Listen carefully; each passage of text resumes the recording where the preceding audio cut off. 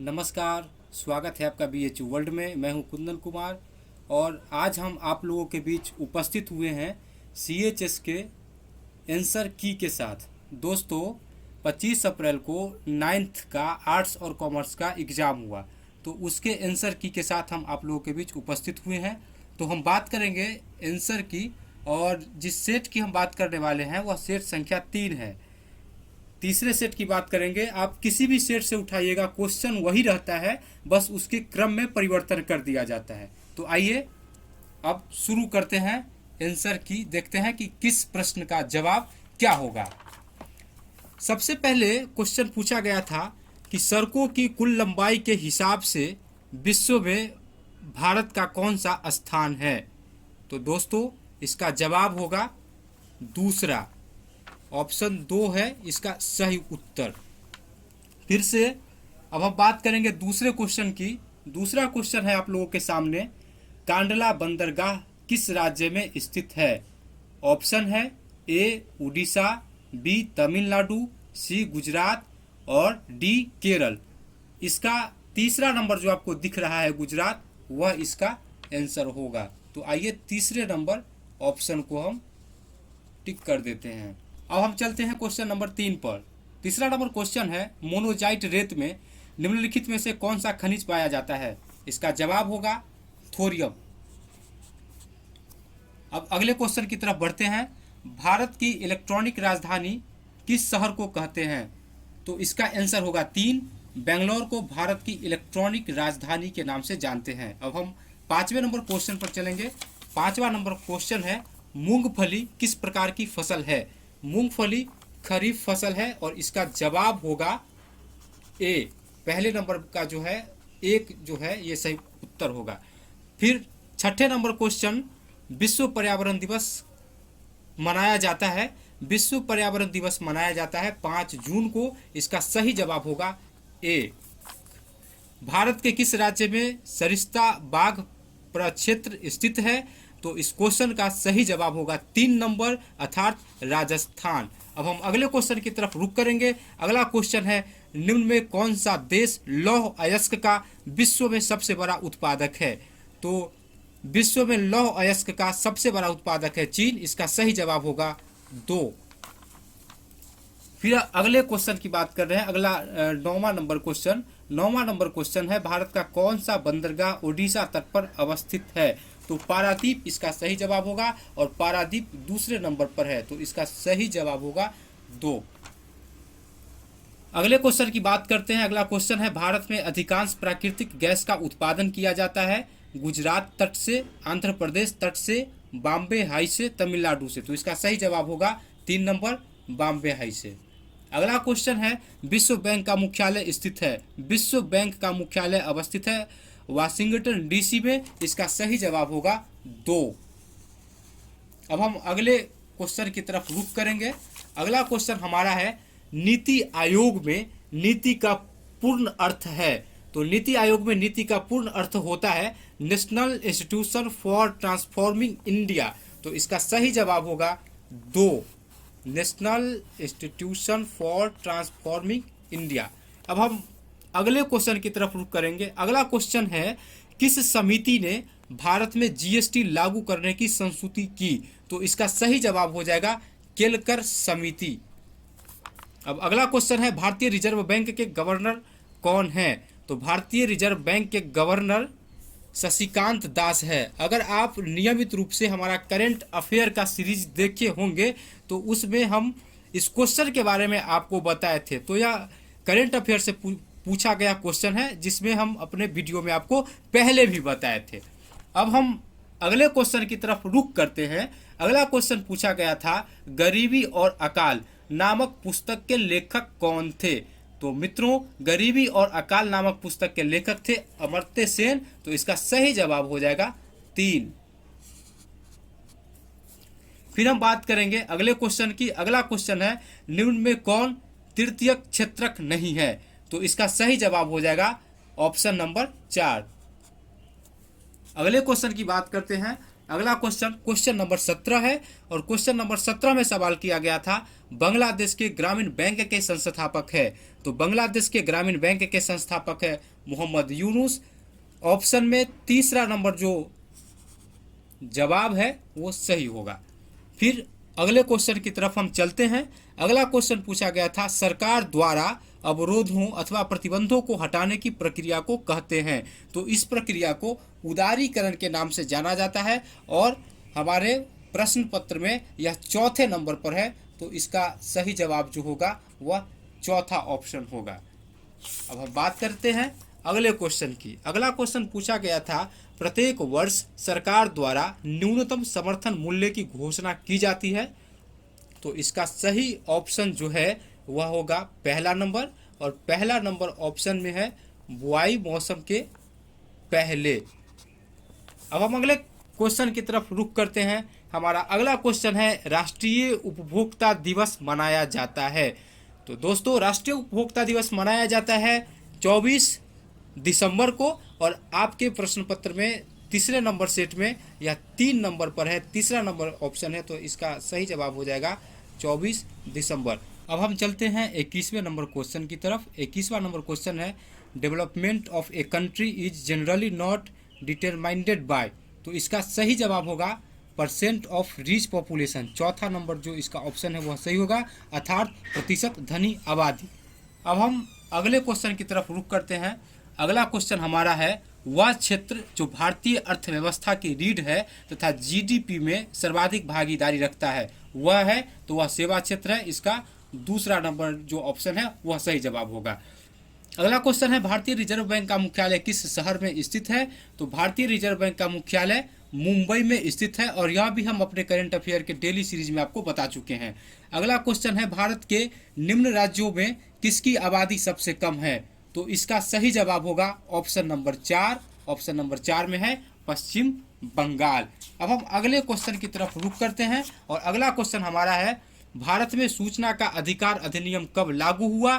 तो यह लागू हुआ था 12 जून 2005 को। तो इसका सही जवाब होगा option number 2।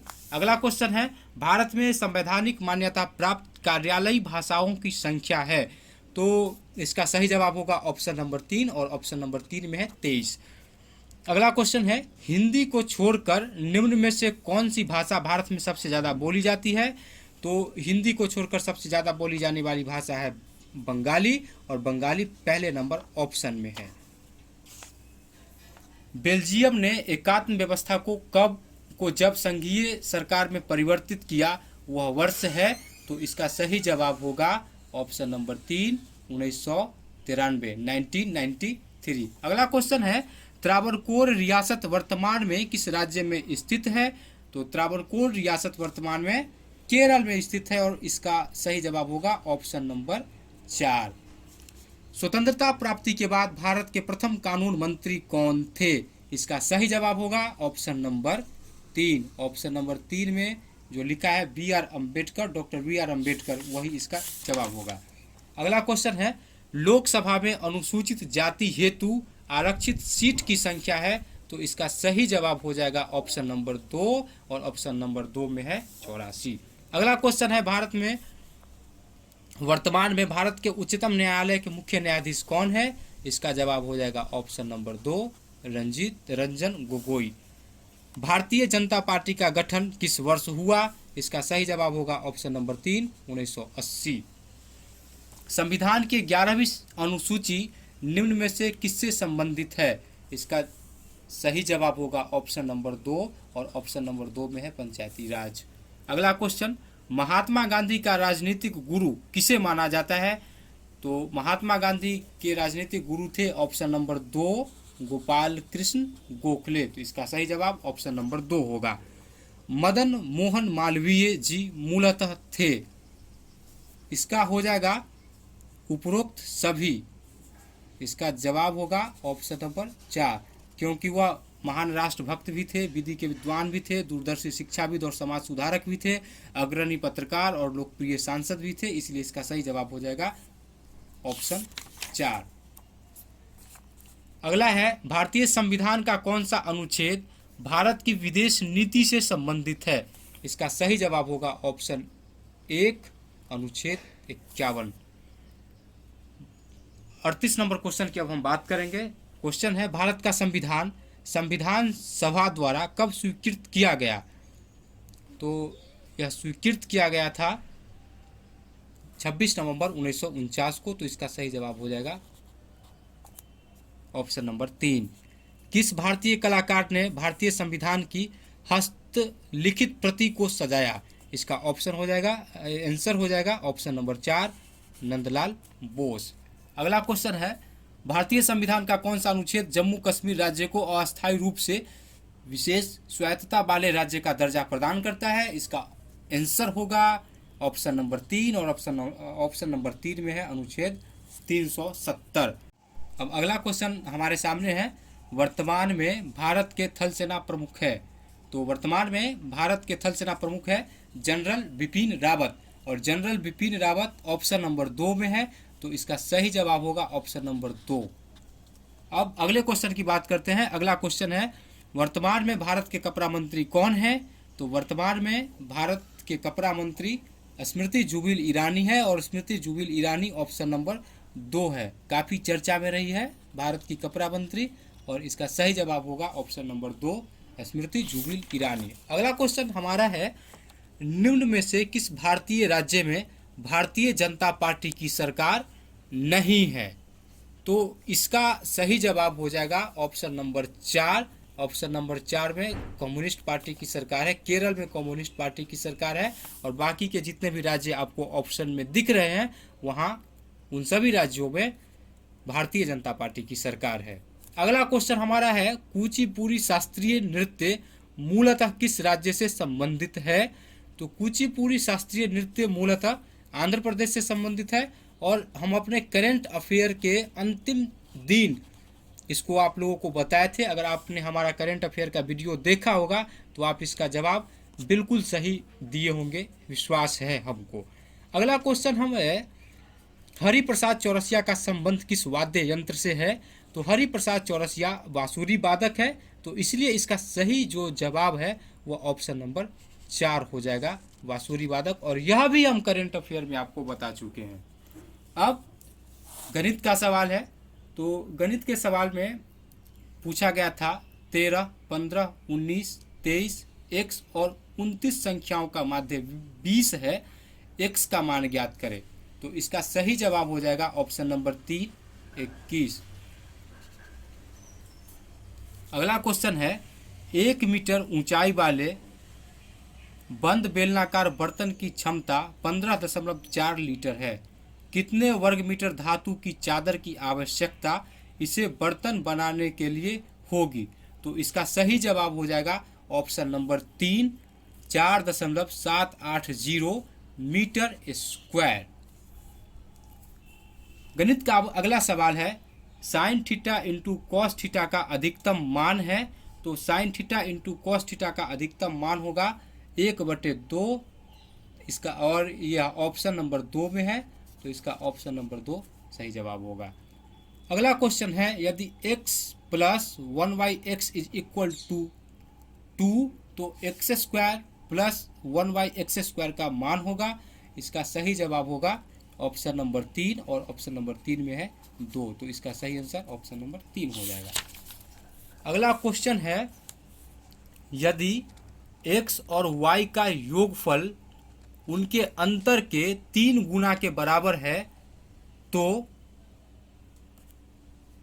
8xy upon 2 into x square minus y square का मान होगा। तो इसका सही जवाब जो है वो ऑप्शन नंबर 2 है, और ऑप्शन नंबर 2 में है 8/3। अगला क्वेश्चन हमारा है, नील गगन सा शांत हृदय था रो रहा में कौन सा अलंकार है? तो इसका सही जवाब होगा 1, और 1 में है उपमा। यह उपमा अलंकार का उदाहरण है। अब अगला क्वेश्चन है, इस वर्ष बहुत कम वर्षा हुई है में रेखांकित पद है। तो इसका सही जवाब हो जाएगा प्रविशेषण।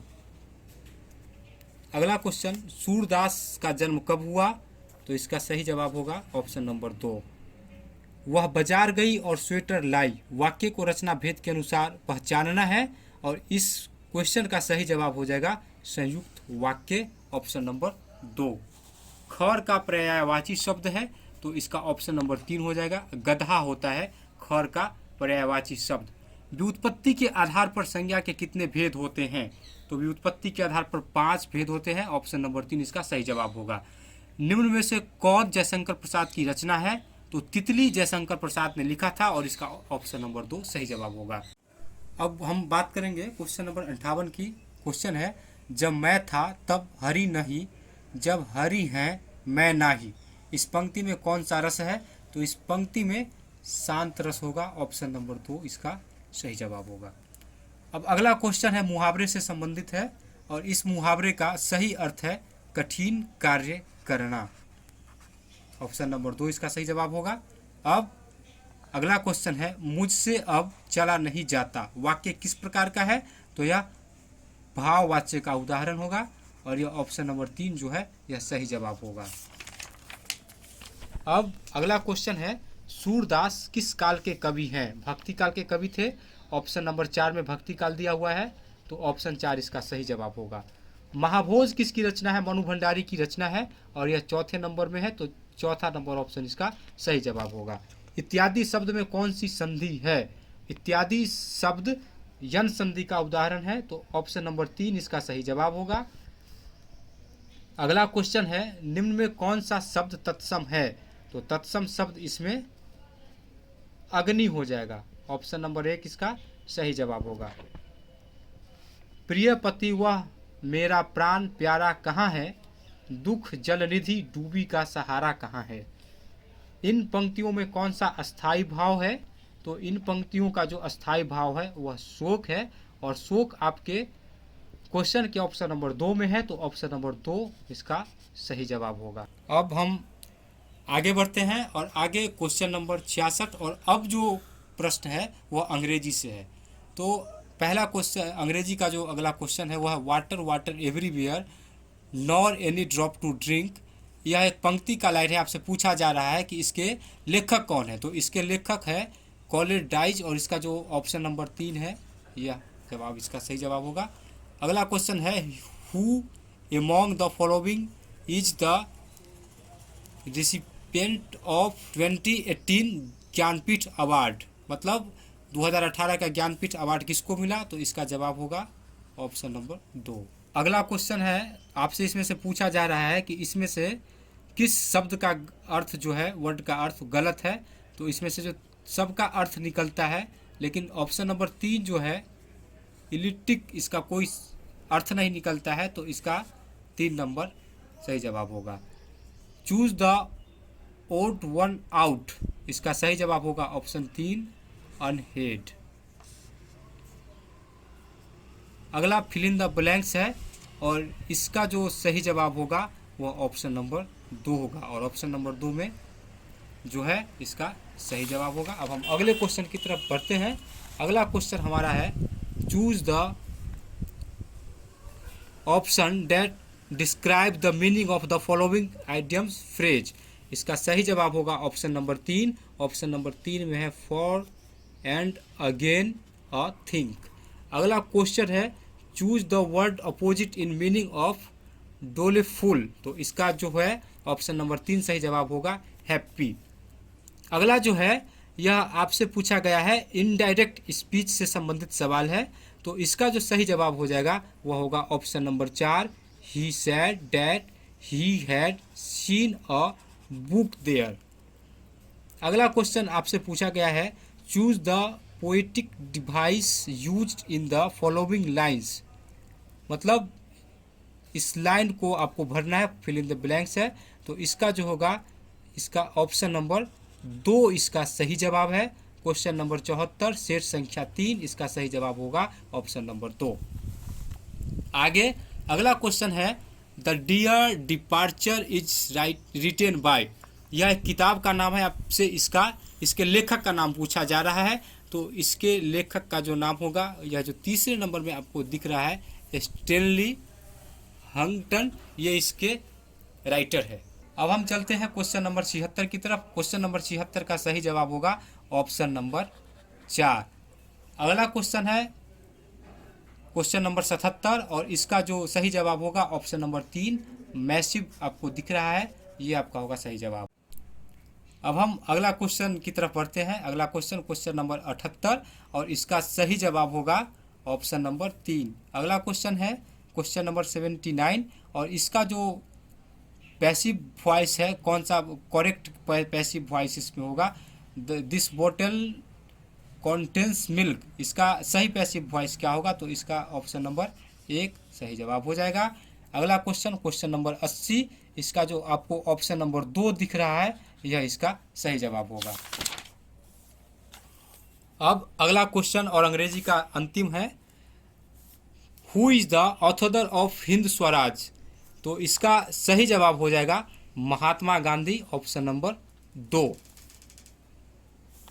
अब हम बात अगले क्वेश्चन की तरफ रुक करते हैं। अगला क्वेश्चन है, रॉलेट एक्ट कब पारित हुआ, तो रॉलेट एक्ट ऑप्शन नंबर 2 इसका सही जवाब होगा, 1919 में पारित किया गया था। वंदे मातरम के रचयिता, इसका सही जवाब होगा ऑप्शन नंबर 2 बंकिम चंद्र चट्टोपाध्याय। निम्न में से कौन लीडर, अभ्युदय, मर्यादा, हिंदुस्तान टाइम्स समाचार पत्र पत्रिकाओं के संपादक थे?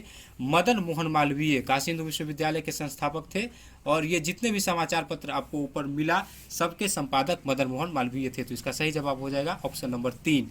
नेपोलियन अंततः किस वर्ष में पराजित हुआ, इसका सही जवाब होगा ऑप्शन नंबर 3 1814। 29 मार्च 1857 का दिन भारत के इतिहास में याद किया जाता है।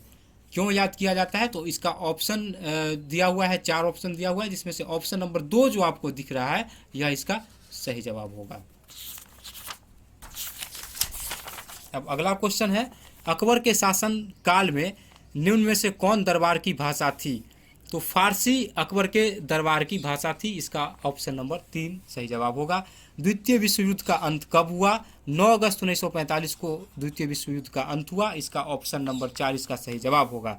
ऋग्वेद का 9वां मंडल किस देवता को समर्पित है, ऋग्वेद का 9वां मंडल सोम देवता को समर्पित है, और सोम देवता आपके ऑप्शन नंबर 2 में है।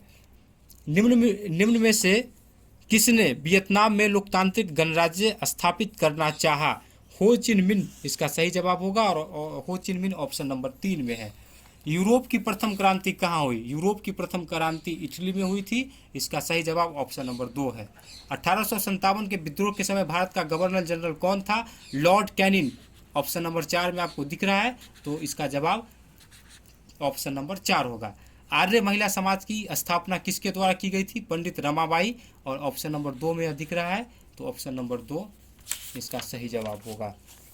किस देश ने वियतनाम में अपना उपनिवेश स्थापित किया, अमेरिका किया था, और अमेरिका आपको नहीं, माफ़ कीजिएगा, अमेरिका नहीं, फ्रांस होगा, तो इसका सही जवाब फ्रांस होगा।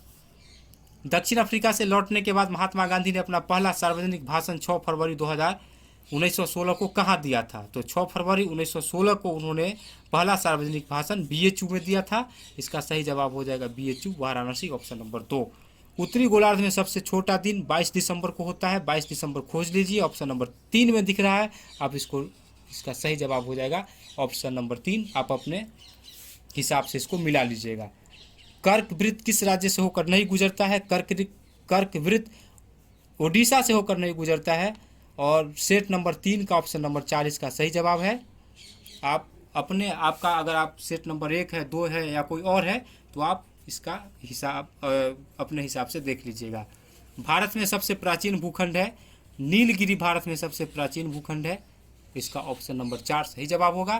क्वेश्चन नंबर 99, अभ्रक उत्पादन में अग्रणी भारतीय प्रदेश है, इसका सही जवाब होगा आंध्र प्रदेश, और आंध्र प्रदेश आपको दिख रहा है ऑप्शन नंबर 3 में, तो ऑप्शन नंबर 3 इसका सही जवाब होगा। अंतिम क्वेश्चन है, किस रोपण फसल के लिए गहरी, उपजाऊ और उत्तम जल निकास वाली मृदा आवश्यक है, और इसका ऑप्शन नंबर 4 सही जवाब होगा, ऑप्शन नंबर 4 रबर इसका सही जवाब है।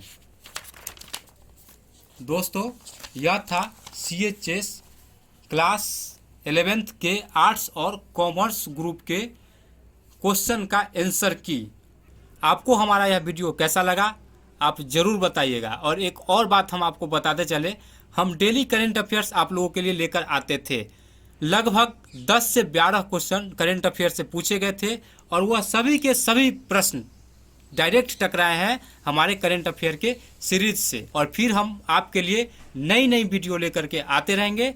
धन्यवाद। फिर आपसे अगली वीडियो में किसी दूसरे विषय पर बात होगी।